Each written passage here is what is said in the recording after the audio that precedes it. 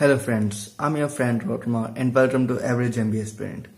This video will be about Fugitive Economic Offenders Bill, a new bill which has been proposed to uh, empower government and banks to confiscate properties of those who fled the country. I'll be discussing what is it, why it has been proposed, why the current rules were not enough, and then I'll be and try to analyze it. That why will it be successful? If yes, to what extent? What can be the challenges which will face? So this, in other words, it will be about Fugitive Economic Offenders Bill in a nutshell. So friends, in this section of the video, I'll be explaining about the bill. I'll be explaining three things. First of all, what is Fugitive Economic Offenders? In which case this bill will be applicable? And the third thing which I'll be discussing is what is the procedure under this bill? How will you describe someone as a fugitive economic offender? And if someone is fugitive economic offender, then what is the process of liquidating his assets? So friends, first of all, what is fugitive economic offender? A fugitive economic offender is a person who has committed any economic crime such as money laundering and has left the country to avoid facing criminal trial or criminal prosecution, such as Nirav Modi, Vijay Malla. These persons can be termed as fugitive economic offenders. This bill will only be applicable if the fraud is of more than 100 crore rupees, that is more than 1 billion. Below that, this case will not be applicable. It has been done to reduce the number of cases which may court has to face and then work on. To reduce these cases, and the limit has been fixed. Now coming to the third point, what is the procedure under this bill? Suppose I am the electorate, I am the AD's director, and Nirav Modi is the person whom I want to say that he is fugitive economic offender, and I want to liquidate his properties and etc. other assets. So here's the procedure. First of all, I will file an application against Nirav Modi in a special court. This application will contain four things. First of all, why do I think that Nirav Modi is an economic offender and that is also fugitive? And second, where is Nirav Modi? I will say that, for example, he is in UK. 13, what are the properties or assets which I am trying to sell to recover the bill or recover the fraud amount? Fourth thing, what or who are the peoples who are interested in buying those properties? These four things I will mention in my application and then file it in a special court. Now, a special court will serve a notice to Nirav Modi that appear before me within a fixed date and time. For example, today's date is 9th of March. Then within such weeks, a special court fixes a date and time that you have to appear before me at this time and date. If the person is able to appear, then the procedure is terminated. If the person fails to appear, then and first of all, an administrator will be appointed, and then which will sell the assets mentioned, and then satisfy the creditors. This is the whole procedure of how the procedure takes place, how the procedure will take place. Friends, I would also like to mention that this is just a draft. This is not the final version.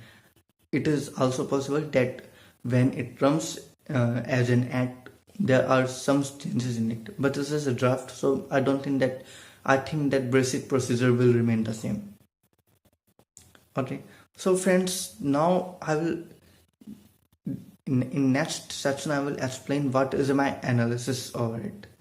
Will it be, first of all, why do we need it, and will it be successful?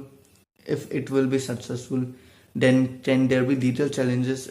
Means I will try to analyze or every aspect of it. So friends, in this section of the video, I'll try to analyze this bill, Fugitive Economic Offenders Bill. I'll explain why it was needed, what are some of its positive points, in other words, how it will help our economy, and I will also explain what can be irons in this bill. It means what can be the negative points in this bill.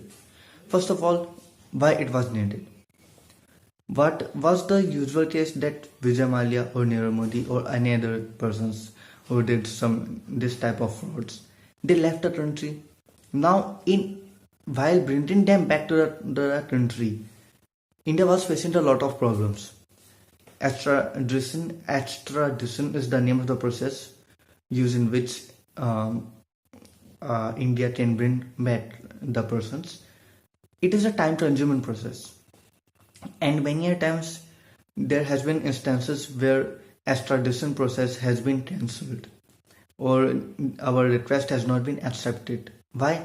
Because UK or any other country says that jail conditions in India are terrible, so we cannot push a person to you. So this is the reason why why this law has been brought down, why this law has been brought up. Because in this, your criminal activity properties means the properties which you generated due to criminal activities, or whether you generated it legally or illegally, doesn't matter. Whether the property is within India or outside India, does not matter. Government of India can confiscate those properties and then can sell those properties to satisfy creditors. Now this means that more people will think that I cannot dupe the law, I have to be there. This is a very major positive impact of this bill, that it will force people to think twice or 10 times before duping our economy and leaving this and leaving country to avoid trial. This is the major factor, or this is the major positive point of this bill. Now coming towards that, what are the challenges? The first challenge is a legal challenge, that this this bill, there is a section in which which is named as disentitlement, which means that if you have been served notice and if within 30 days you can appeal, after that you cannot. So if you were unable to appeal, then you cannot file a civil claim saying that I am not a fugitive economic offender. There has been some mistake. It is not the case that I have duped the economy and fled the country. You cannot file any claim. Now, not only your company can also not claim anything. This section simply bars you from doing anything, any civil claim. In other words, there's no trial. There's simple, you have been accused, you have been termed as fugitive economic offenders, we will sell your properties and satisfy creditors. This is against basic structure of our constitution, which means that every person has a right to face trial. If you see the case of even Mumbai blast, even Dawood Ibrahim, he was not arrested, but still there was a trial which showed that Dawood Ibrahim was the kingmaster of Mumbai blast, and then action was taken. But here no trial is needed for attachment of properties. This is the legal challenge which will be faced. in passing the bill. Another thing is that their appeal section. For example, as we know that Nirav Modi and Mehul Choudhary, who did PNB scam, left the country.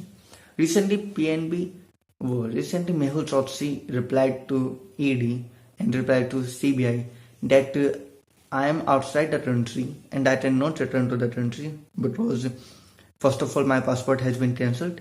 Second thing, I have a cardiac problem which needs a surgery of around 4 to 6 months.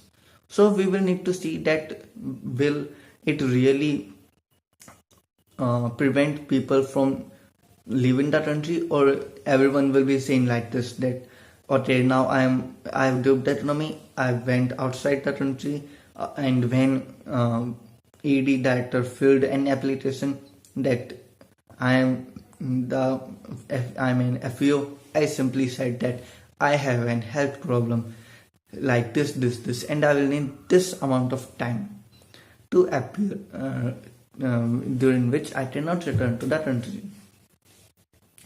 If this is the trend, if this becomes the trend, then obviously our trial process will again get effective and this will be a problem. Now the third point, which is a challenge or which is narrative point of this, is there is no upper limit on how much properties can confiscate. Suppose a fraud is of 100 crore. There has not been an upper limit that you can confiscate up to 20% of the fraud or 30% of the fraud or amount of fraud plus interest. There has been no such limit. If we compare another country's law, in every country there is something provision such as that, for example, in UT there is a bill. There has been mentioned that the amount confiscated will be amount of fraud plus amount of interest. This will be the properties of value which will be confiscated. Here there is no such limit. So these things seemed such as disproportionate or arbitrary. In other words, this is something which can be challenged in court. And another thing is, suppose if someone has committed a fraud of 100 crore, 10 crore property is in India, rest is in abroad, then how will you proceed?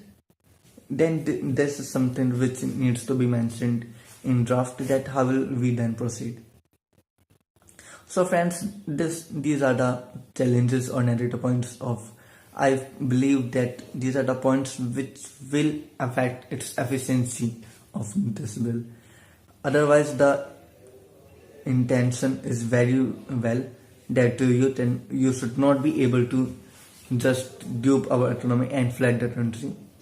This is so intention is very well, but we need to make sure that, like demonetization, which was a well-intended move but did not produce so much result as was expected, we need to see that its efficiency should be better.